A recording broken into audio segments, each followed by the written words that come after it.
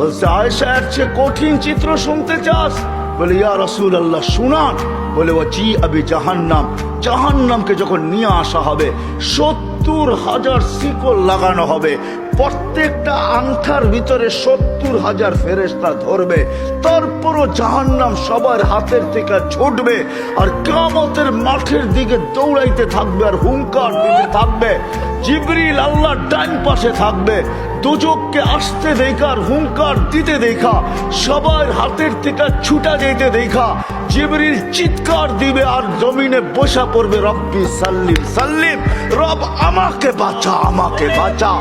ওই দিন শুধু একা আপনার নবী, তোমার নবী চিৎকার দিবে উম্মতি উম্মতি। আল্লাহ বলে বন্ধু আমি জানি কিয়ামতের দিন সবাই নফসি নফসি বলবে, আপনি শুধু উম্মতি উম্মতি বলে চিৎকার দিবেন। বিদায় আনা সাহিবি ইয়াউমিদ, আনা মালিক ইয়াউমিদ্দিন, আমি কিয়ামতের মালিক, আনতা সাহিবা ইয়াউমিদ্দিন, আপনি কিয়ামতের বাদশা। কসমতুল কিয়ামত কিসমাইন, কিয়ামত আপনার আমার মাঝে। সালতুতা শাফি তুশাফা, ওই দিন আপনি চাবেন আমি দিব, সুপারিশ করবেন আমি মঞ্জুর করব। কিয়ামত আপনার আর আমার কারো না।